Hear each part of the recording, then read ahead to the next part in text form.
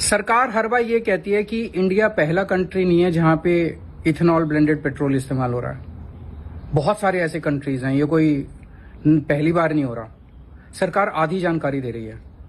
Mostly countries में E10 के नीचे का पेट्रोल इस्तेमाल हो रहा है। जैसे मैं आपको बताता हूं, जर्मनी में E10 इस्तेमाल होता है, यूएसए में मैक्सिमम E10 इस्तेमाल होता है, फ्रांस में E10 इस्तेमाल होता है, थाईलैंड में भी अभी तक E10 इस्तेमाल होता है, जापान में E3 इस्तेमाल होता है।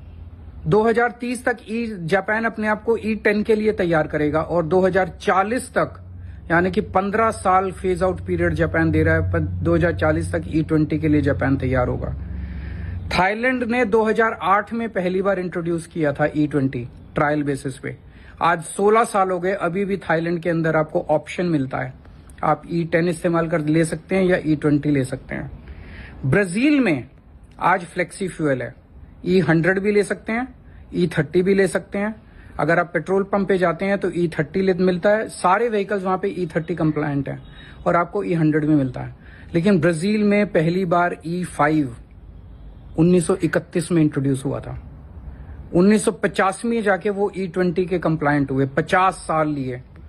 1975 से 1985 के बीच में 10 साल में उन्होंने एग्रेसिवली फेज आउट किए अपने व्हीकल्स और 10 साल में वो कंप्लायंट हुए।